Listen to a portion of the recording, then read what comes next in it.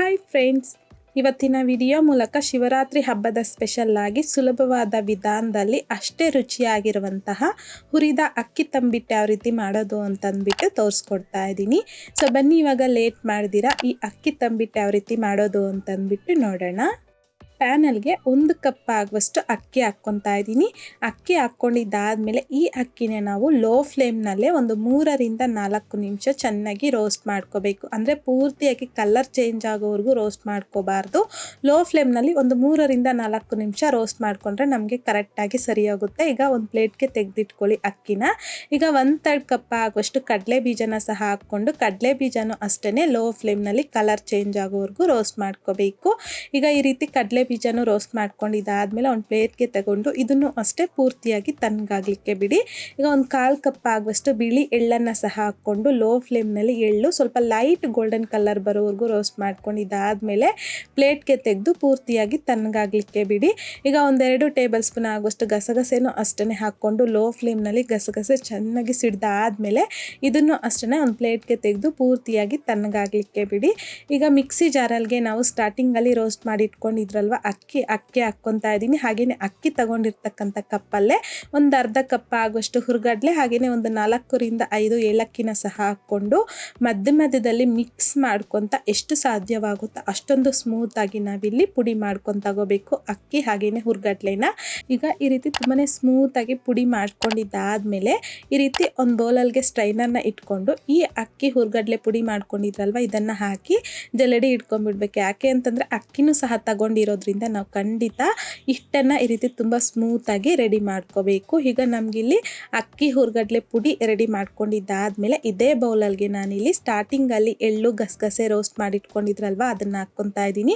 ಒಂದು 1/4 ಕಪ್ ಆಗುವಷ್ಟು ಒಣ ಕೊಬ್ಬರಿನ ಸಣ್ಣದಾಗಿ ಕಟ್ ಮಾಡಿಬಿಟ್ಟು ಹಾಕ್ಕೊತಾ ಇದ್ದೀನಿ. ನೀವು ಬೇಕಂತಂದರೆ ತುರಿದು ಸಹ ಹಾಕ್ಕೋಬೋದು ಒಣ ಕೊಬ್ಬರಿನ. ಹಾಗೆಯೇ ಕಡಲೆ ಬೀಜನೂ ಸಹ ರೋಸ್ಟ್ ಮಾಡಿಟ್ಕೊಂಡಿದ್ರಲ್ವ ಮೇಲ್ಗಡೆ ಸಿಪ್ಪೆ ತೆಗೆದು 2 ಪೀಸ್ ಆಗಿ ಮಾಡಿಬಿಟ್ಟು ಹಾಕ್ಕೊಂಡಿದ್ದೀನಿ.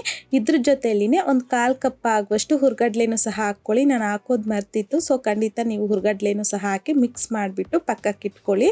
ಯಾವ ಕಪ್ಪಲ್ಲಿ ಅಕ್ಕಿ ತಗೊಂಡಿದ್ದೀರೋ ಅದೇ ಕಪ್ಪಲ್ಲಿ ಬೆಲ್ಲ ಪಾಕಗೋಸ್ಕರ 1 ಕಪ್ ಆಗುವಷ್ಟು ಬೆಲ್ಲ ಅರ್ಧ ಕಪ್ ಆಗುವಷ್ಟು ನೀರನ್ನು ಸಹ ಹಾಕ್ಕೊಂಡು ಮಿಕ್ಸ್ ಮಾಡ್ಕೊತ ನಾವಿಲ್ಲಿ ಬೆಲ್ಲನ ಪೂರ್ತಿಯಾಗಿ ಕರಗಿಸ್ಕೋಬೇಕು. ಈ ರೀತಿ ಬೆಲ್ಲ ಕರಗಿದ್ದಾದಮೇಲೆ ಲೋ ಫ್ಲೇಮ್ಗೆ ಟರ್ನ್ ಮಾಡಿಕೊಂಡು ಬೆಲ್ಲನ ಜಸ್ಟ್ ಒಂದು 2ರಿಂದ 3 ನಿಮಿಷ ಚೆನ್ನಾಗಿ ಕುದಿಸ್ಕೊಂಡ್ರೆ ಸಾಕು. ಇದೇನು ಪಾಕ ಬರೋ ಅವಶ್ಯಕತೆ ಇಲ್ಲ. ನಾವು ಪಾಕನ ಚೆಕ್ ಮಾಡಿದಾಗ ಜಸ್ಟ್ ಈ ರೀತಿ ಅಂಟಂಟಾಗಿರಬೇಕು ಅಷ್ಟೇ. ಸೊ ನೋಡಿ ಈ ರೀತಿ ಬೆಲ್ಲ ಸ್ವಲ್ಪ ಅಂಟಂಟಾಗಿ ರೆಡಿ ಆಗಿದ್ದಾದಮೇಲೆ ಫ್ಲೇಮ್ನ ಆಫ್ ಮಾಡಿಕೊಂಡು ಈ ಪಾಕನ ನಾವಿಲ್ಲಿ ಹುರ್ಗಡ್ಲೆ ಅಕ್ಕಿ ಹಿಟ್ಟನ್ನೆಲ್ಲ ಮಿಕ್ಸ್ ಮಾಡಿ ಇಟ್ಕೊಂಡಿದ್ರಲ್ವಾ ಸೊ ಇದ್ರಲ್ಗೆ ಸ್ವಲ್ಪನೇ ಈ ಪಾಕನ ಹಾಕ್ಕೊಂಡು ಮಿಕ್ಸ್ ಮಾಡ್ಕೋಬೇಕು. ಯಾವುದೇ ಕಾರಣಕ್ಕೂ ಒಂದೇ ಸಲ ಹಾಕ್ಕೋಬಾರ್ದು, ಸ್ವಲ್ಪನೇ ಹಾಕಿ ಮಿಕ್ಸ್ ಮಾಡ್ಕೊಳ್ಳಿ.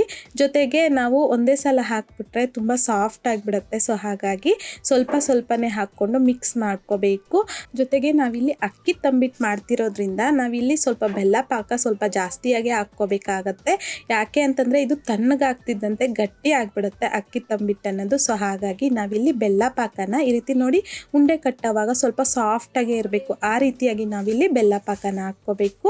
ಸೊ ನೋಡಿ ಬೆಲ್ಲ ಪಾಕ ಹಾಕಿದ್ದಾದಮೇಲೆ ಈ ರೀತಿ ರೌಂಡಾಗಿ ಮಾಡಿಕೊಂಡು ಪ್ಲೇಟ್ಗೆ ತೆಗೆದಿಟ್ಕೊಳ್ಳಿ. ನನಗೆ ಬೆಲ್ಲ ಪಾಕ ಅನ್ನೋದು 1-2 ಟೇಬಲ್ ಸ್ಪೂನ್ ಆಗುವಷ್ಟು ಮಿಕ್ಕಿದೆ.